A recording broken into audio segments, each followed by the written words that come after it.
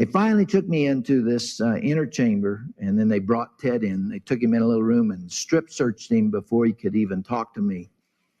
For the record, you are guilty of killing many women and girls.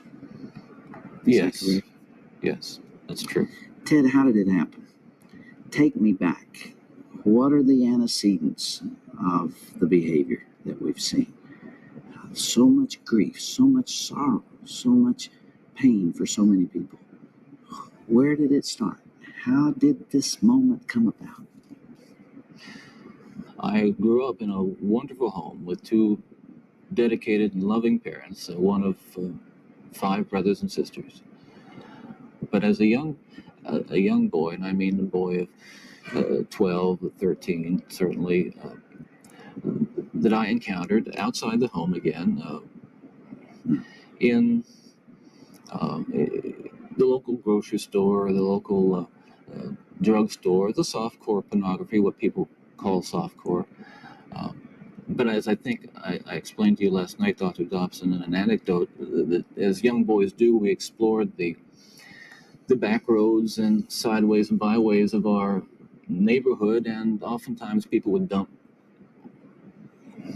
the garbage and whatever they were cleaning out of their house, and from time to time we'd come across pornographic books of a harder nature than more graphic, you might say, more explicit nature than we would encounter, let's say, in your local grocery store. My experience with, I'd say, pornography generally, but with pornography that deals on a violent level with sexuality, is that once you become addicted to it, and I look at this as a kind of addiction, like other kinds of addiction, I would keep looking for more potent, more explicit, more graphic kinds of material. Like an addiction, you keep craving something which is harder, something which gives you a greater sense of excitement, until you reach the point where the pornography only goes so far. You reach that jumping off point where you begin to wonder if maybe actually doing it will give you that which is beyond just reading about it or looking at it. Ted, after you committed your first murder, what was the emotional effect on you? What happened in the days after that? It was like coming out of some kind of horrible trance or dream. I can only liken it to after, I don't want to over dramatize it, but to have been possessed by something so awful and so alien, and then the next morning wake up from it, remember what happened, and realize that basically, in the eyes of the law, certainly in the eyes of God, you're responsible. To wake up in the morning and realize what I had done, and with a clear mind and all my essential moral and ethical feelings intact at that moment, absolutely horrified that I was capable of doing something like that.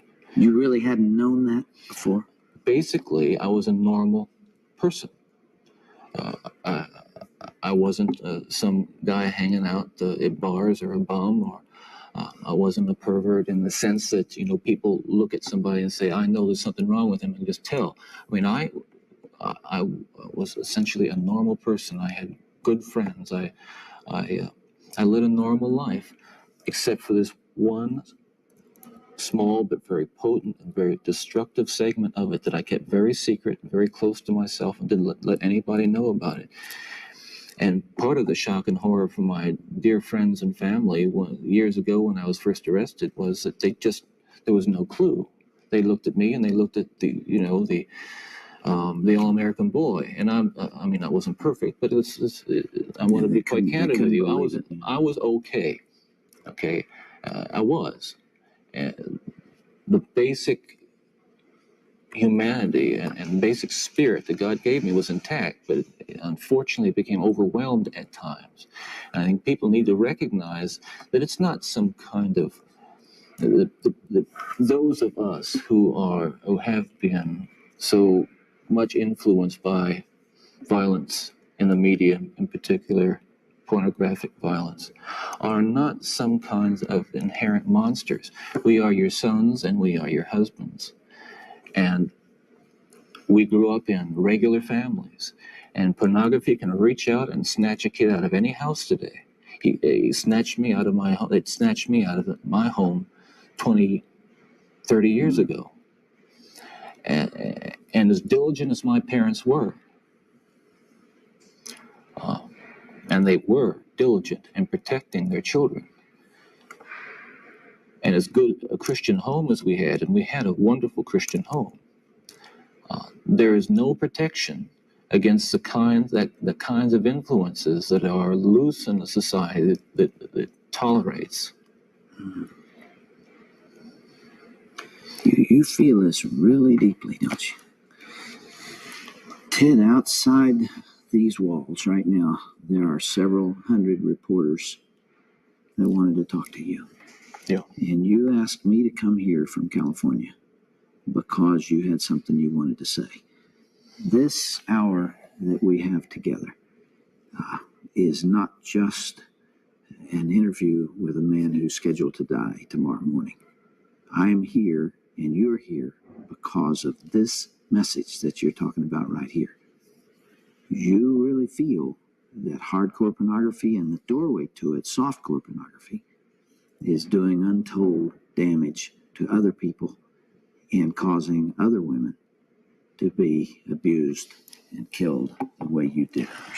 Listen, I'm no social scientist, and I haven't done a survey. I mean, I don't pretend that I know what John Q. Citizen thinks about this. But I've lived in prison for a long time now. And I've met a lot of men who were motivated to commit violence just like me. And without exception, every one of them was deeply involved in pornography, without question, without exception, deeply influenced and consumed by an addiction to pornography. There's no question about it. The FBI's own study on serial homicide shows that the most common interest among serial killers is pornography. That's true. And it's real. It's true. Ted, what would your life have been like without that influence?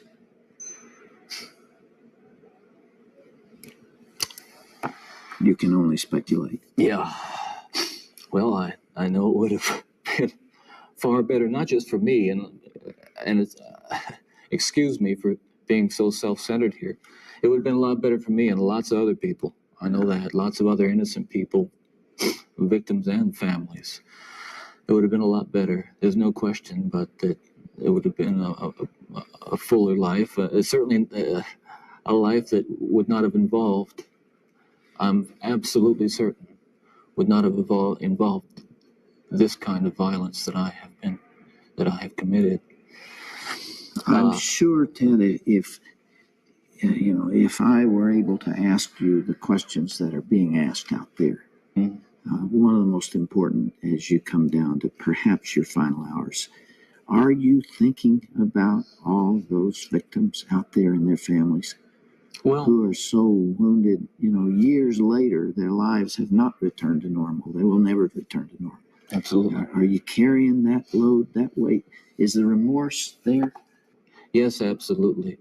In the past few days, myself and a number of investigators have been talking about unsolved cases, murders that I was involved in.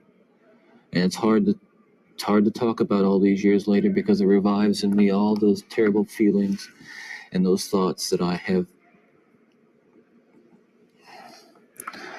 steadfastly and diligently dealt with, I think successfully, with the love of God. And yet it's reopened that, and I felt the pain and I felt the horror again of all that. And I can only hope that those who I've harmed, those who I've caused so much grief,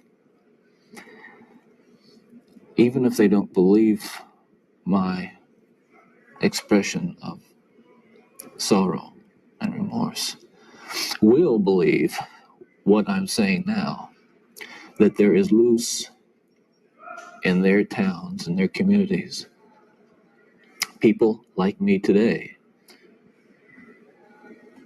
whose dangerous impulses are being fueled day in and day out by violence in the media in its various forms, particularly sexualized violence.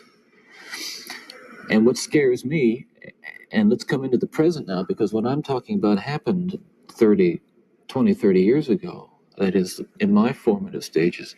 And what scares and appalls me, Dr. Dobson, is when I see what's on cable TV, some of the movies, some of the violence in the movies that come into homes today with stuff that they wouldn't show in X-rated adult theaters 30 years ago.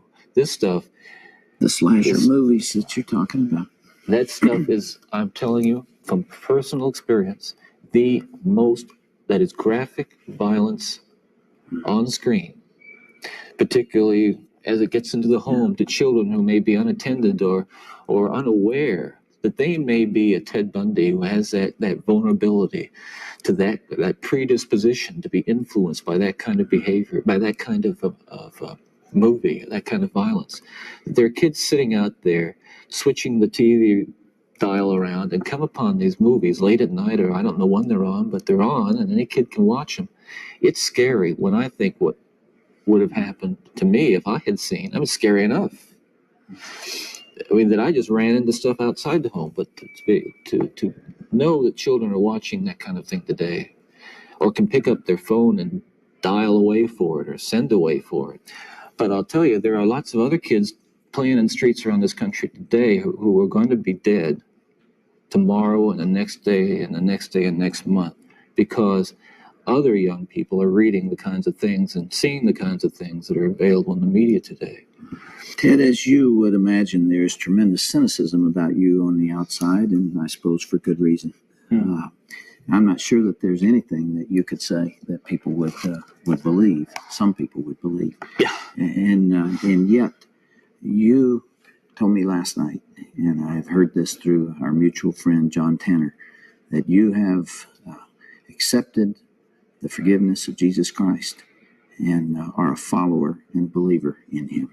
Do you draw strength from that as you approach these final hours? I do.